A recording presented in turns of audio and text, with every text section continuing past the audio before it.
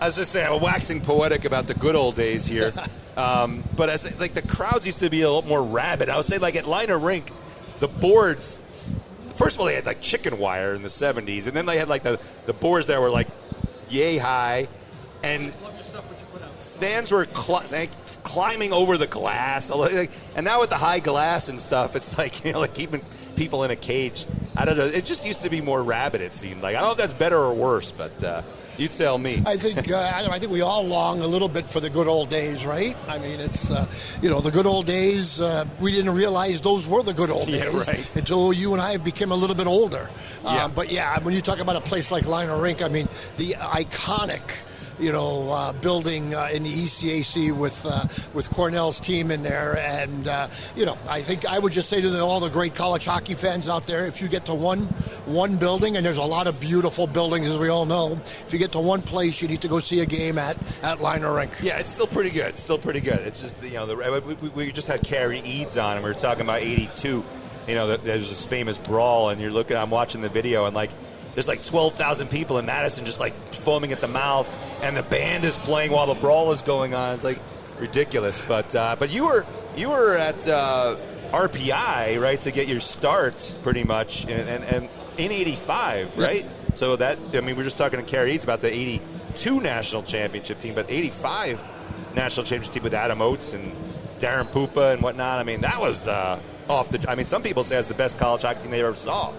Yeah, they were quite a group, right? So I actually arrived there a year later in 86, right. But I believe they still talk about that group, the Pupas and the Oateses and George Savinases and John Cotters and Ken Hammond and, just an unbelievable collection of college hockey players that you're right. There were some people that thought they could play in the American Hockey League as a group right then.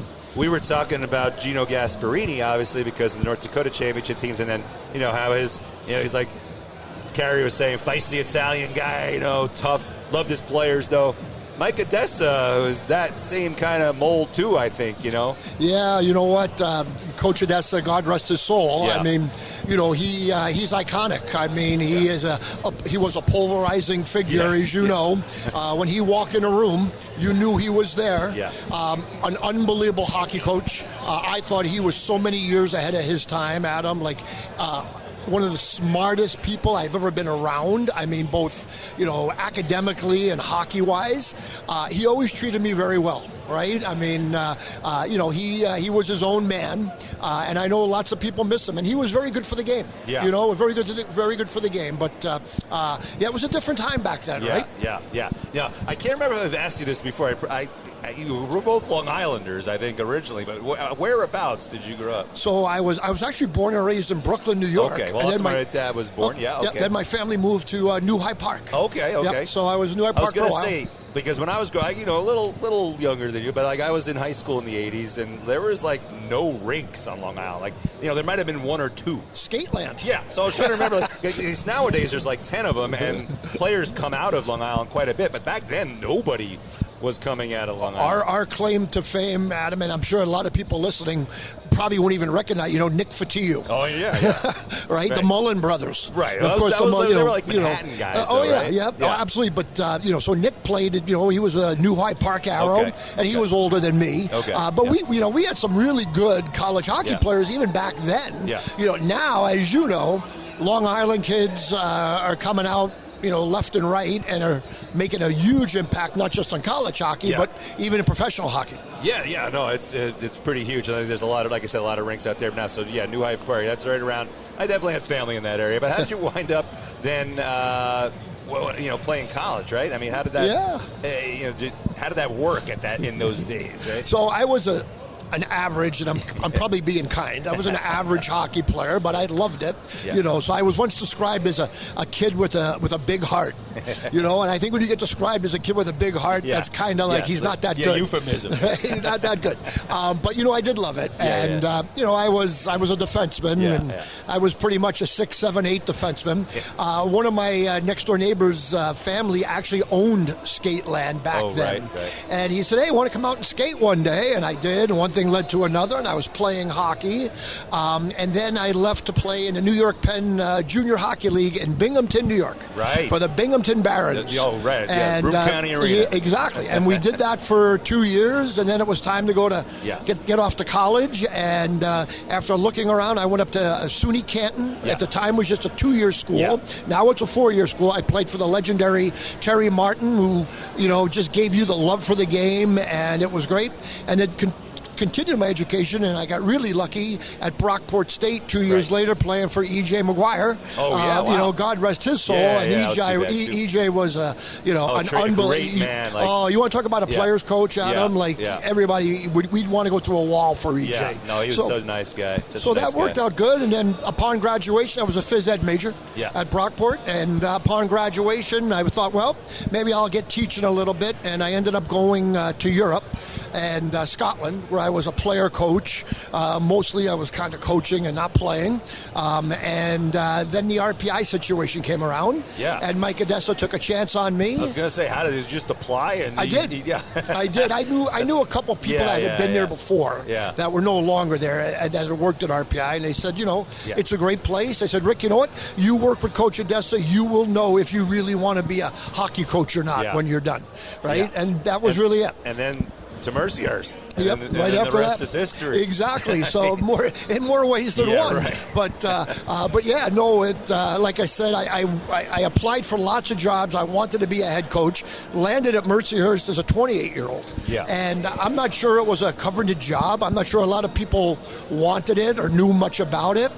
I went thinking that maybe I'd be there for a year or two and maybe use some head coaching experience to maybe go to one of those big blue blood programs, and ended up meeting my wife in Erie, and we just loved we loved Mercyhurst, we loved Erie, Pennsylvania, having kids, and we've been there ever since. So 38 years. So you went through a lot of changes in those 38 years. Unfortunately, we'll get to the most recent change, which is not great, but we'll get to that in a second. I don't want to dwell just on that, but we do want to get to it.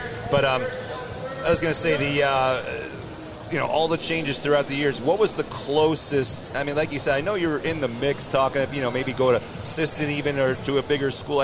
Was there? And now we can say, but was there ever a time you were the closest to maybe going somewhere? I was. We were just talking about this last night. So after about maybe 3 or 4 years, one of my good friends, another Long Island guy, Bobby Mancini, who's an executive now with USA Hockey. Bobby was the head coach of Michigan Tech, right? So he flew Diane and I up there, and I'm thinking, there's no way Diane's going to like this place. Actually, she loved it. Oh, really? She absolutely loved it. And, we really thought about it. He offered us the job, and the people were great. We had such a wonderful experience there, the visit. And then we decided, for whatever reasons, that, we're going to sit tight. Happy we did. Right, because Bobby moved on to bigger and better things, and who knows what would have happened to me. And then not long after that, I was offered an East Coast Hockey League head coaching job, and that was in Baton Rouge, Louisiana, because they used to be the Erie Panthers. The Ice Gators, or something like that. Later? I don't know. And the person they actually hired was Pierre McGuire. Oh, shit. So I had passed on it. Pierre went in, did a great job. And again, it was one of those things, the timing just wasn't right for us, and really that was it. And I've been really, if your phone don't ring, it'll be me, ever since. But happy, thrilled that we stayed in Erie, thrilled that we stayed at Mercyhurst. We, as you know, Adam, we had some great runs there, and NCAA tournament appearances, and it was all good. It was all good. Well, I'll get to a little bit of that. Unfortunately, we do have to talk about what happened. I've talked to you so many times over the years about all these other memories. So unfortunately, the latest thing with Mercyhurst, the university deciding to drop the program, who knows? Hopefully there's some sort of groundswell that may bring that back, like with Robert Morris happened, and you never know. But I know it kind of hit you like a ton of bricks, the way it happened. I don't know what you can say, but it's just unfortunate, I guess, how that all came down. I'll tell the truth, right? So there are some people that think that because I announced my retirement last May, that somehow I knew this was in the works, and I did not. Okay, I had, like everybody else involved in our hockey program, we had absolutely no indication that this was about to happen or going to happen or could happen. I was in Sioux Falls, South Dakota. As part of the ice hockey committee. On that Friday morning, and I received a call from someone in leadership at Mercyhurst Mercyhurst, and it was a quick call, and it was stunning, and it was basically, hey, Rick, listen, I'm on my way to talk to your team. It's just hard to tell you, and I'm really sorry, but we have decided that we are going to eliminate the men's ice hockey program effective immediately. Right. And I think I said, like, what? Or I don't know what to say or something like that. And she said, hey, Rick, listen, I am really sorry, but I need to get into this meeting. And the conversation was over. Wow. And that was really it. And then, trying to just deal with, players and families and some media and everything else. And, I don't know the reason why, other than, Is it obvious? I mean, like the obvious answer would be the economic challenges of today. It's harder and harder because we know the money is a pain in the neck in college sports right now. And they tried to go to Division I in all sports, and I'm just assuming there's a lot more economic challenges with that, right? Absolutely. So Mercyhurst is a small Catholic school, and there's lots of places like Mercyhurst, as you know. Yeah. And you're right. So all the sports 2 years ago went into the Northeast Conference. Every sport, hockey, men's and women's, as you know, is just an Atlantic hockey. I believe there was some economics that went into that, both probably good and bad. Yeah. And at the end of the day, I don't know this because no one has told me any of this. Really?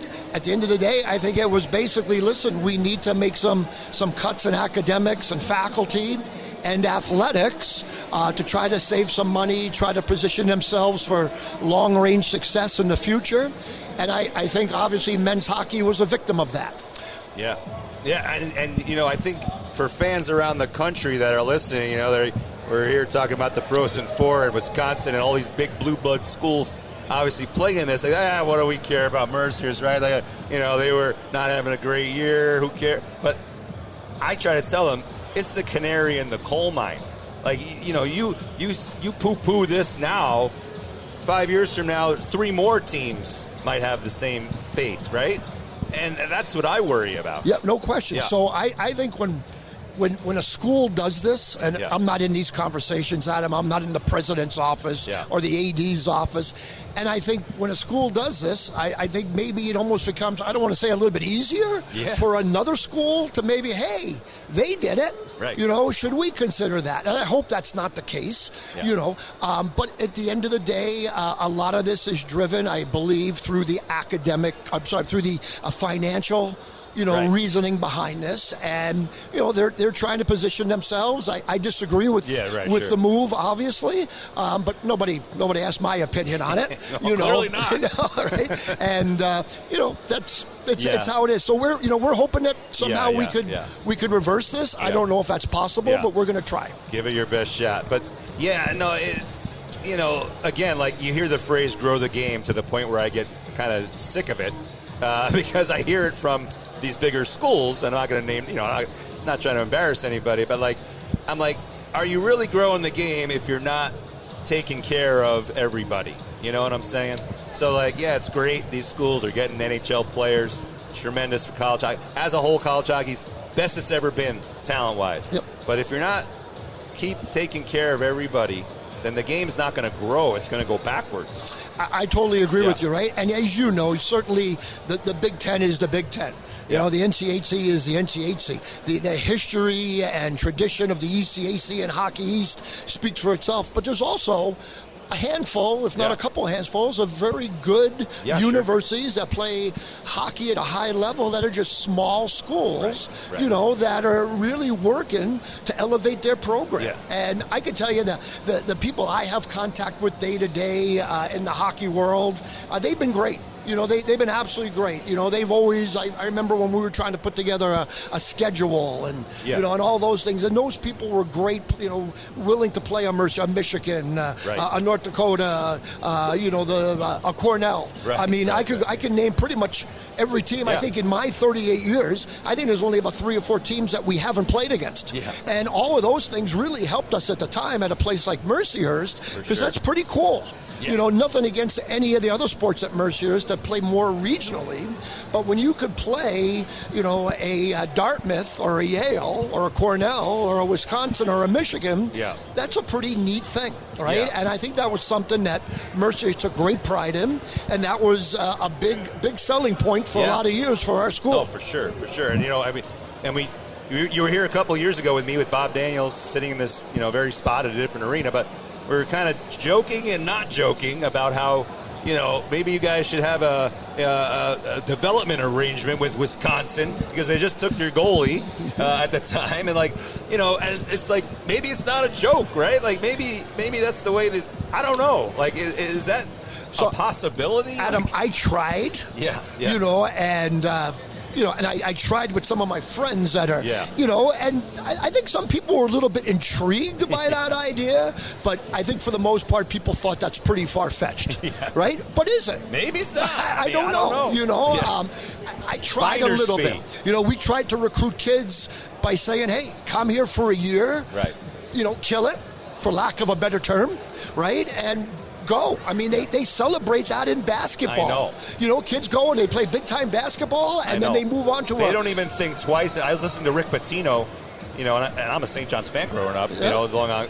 But, all those guys were transfers, just like the Michigan team that won. And it's like, Pitino's talking about how, I recruited this kid. I'm like, when he's talking recruiting now, he means from the smaller schools. He doesn't mean from high school. Absolutely. Anymore. That's what's happening. Absolutely. And I hear, and I don't know, I don't travel in these circles, I hear it's not uncommon in, the mid-major basket, every player at the end of the year goes in the portal. Yeah. And for a lot of them, if they don't find what they're looking for, they're welcome back to the program that they were in. And again, I think this is the new normal, right? It sounds absolutely nuts to me. I don't want to speak for you. Yeah, no, it's crazy. But, I think that, this is what they do. Like, they celebrate a kid in a mid-major that now ends up at a blue blood. And they send out letters to the fans, the season ticket holders, and they celebrate that. So we tried that a little bit. Obviously we didn't do a great job with it or have a long time trying to do it. Yeah, right. But you have to learn to navigate in this new environment. Yeah. And, we could talk all day about this, and unfortunately, we got a game that's coming up, and I got other guests, but I do really appreciate you being here. But the last thing I was going to say is, I feel bad for everybody at Mercyhurst, but maybe the most of all, Tom Peffel, who is going to take over for you as head coach. I hope, I'm sure he'll land on his feet fine, but how have you talked to him? Oh, yeah. Tom's a great guy, and again, he kind of got caught up in this. Again, like, you named him the head coach in waiting not even a year ago. And then 2 weeks ago, you took his program away. So, again, I don't have I would tell you if I had more details, and I don't, but I can tell you Tom's doing fine. He's going to be fine. His focus, along with mine, is just trying to help our players find a new home. And I can tell you that, I've been working the phones and talking to alums and community people in Erie. They have stepped up with over $300,000 in about 4 days. Right. We think the magic number now is $1.5 million to sustain the program for the next 2 years, and then ultimately maybe come up with north of $10 million to maybe endow the program. Is that doable? Right? Is that doable? I don't know. People have been great. The alums have been great. I mean, there's some people that have some venom, rightfully so. Okay, but at the end of the day, the alums have been great. People in our community, we've had 2 or 3 people in our community step forward with, $100,000. I mean, it's heartwarming. So we'll see. So right now we're hoping, and I'm happy to be part of this, to continue to try to, talk to all these people and see, hey, if you can give, great. If you can't, we'll still be friends. But I'm hoping, Adam, you would sign up for maybe $500,000 before I put the mic down. Sure. I'm kidding you. If you can find $1 million for someone to donate to us here at College Hockey News. But it's all good. I'm in a good place. I'm the lucky one, right? It doesn't, I'm done. But 38 years. I would love to see this program not only continue, but even be better. And I think Tom Peffel and the folks that are behind, that could be behind us, could do that. So, again, you'll never get me to say anything bad about Mercyhurst. You'll never get me to say anything bad about people at Mercyhurst. I'm not happy what happened. I'd like to think they're not happy about what happened. But at the end of the day, listen, there's a lot of people in this world that have bigger problems than I do. Of course. It's all just sport. And along those lines, we got to get to our next guest. But enjoy the games because you know what? The hockey is still fun to watch. That's what I keep saying. I hate talking about all these issues. Yep.